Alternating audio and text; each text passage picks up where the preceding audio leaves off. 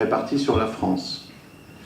Ayant quitté la scolarité avant le bac, je suis donc autodidacte.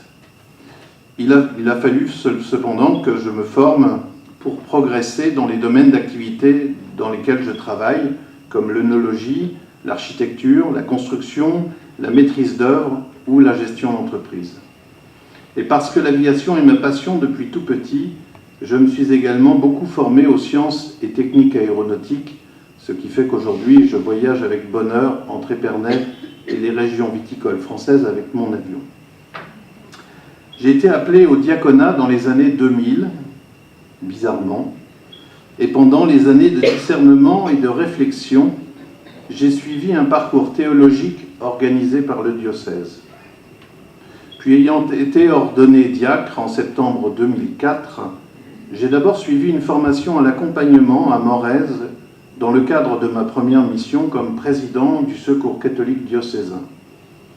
J'ai fait ensuite un parcours d'une année nommé Éducation à la vie à l'Institut de la famille de Lyon. Cette formation m'a été proposée par mon vicaire général avant de me confier avec mon épouse la pastorale familiale diocésaine. C'est alors qu'est venu le temps du questionnement sur ce que j'étais, diacre permanent. Qu'est-ce que c'est ? Au cours du discernement et de la formation dite fondamentale, le diaconat a surtout été défini par ce qu'il n'est pas. Après avoir fait l'IER, je peux maintenant dire en société que c'est une approche apophatique. Mais de ce fait, beaucoup de questions ne trouvent pas de réponse, et si des réponses sont apportées par des ministres de notre Église, elles sont souvent contradictoires. Voilà pourquoi j'ai été heureux que mon nouveau curé à Épernay, Jacques Versinger, qui est enseignant dans cette maison, me propose de suivre ce cycle d'études universitaires. Les premières semaines de cours ont été un petit peu difficiles et compliquées.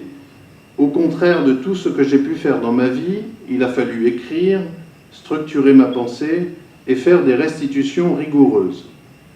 J'ai cependant été passionné par les matières étudiées et je suis souvent resté sur ma faim en raison du peu de temps que j'ai pu consacrer au travail personnel. J'ai vu à cette occasion le professionnalisme de nos enseignants qui n'ont jamais été dupes de mon manque de travail. Le DUER est une porte d'entrée sur un monde d'études que je n'imaginais pas avant d'avoir entrepris une réelle formation théologique. C'est l'occasion d'approfondir sa foi et de pouvoir en témoigner avec des mots simples et compréhensibles.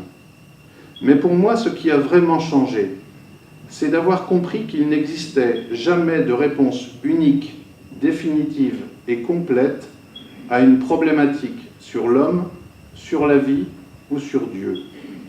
Il y a par contre énormément d'outils et de moyens pour y réfléchir et se forger une opinion personnelle sur le sujet.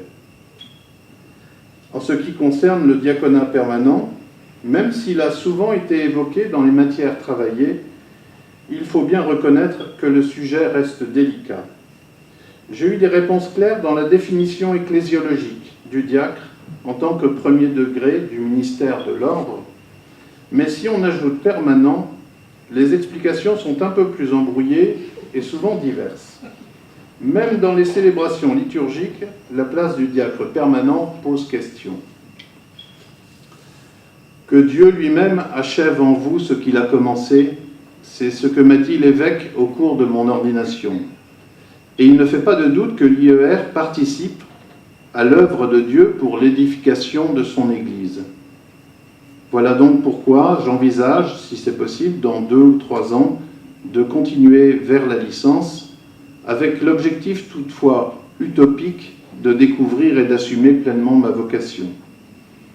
Merci en tout cas à vous tous, élèves et enseignants, pour ces 4 années passées au milieu de vous.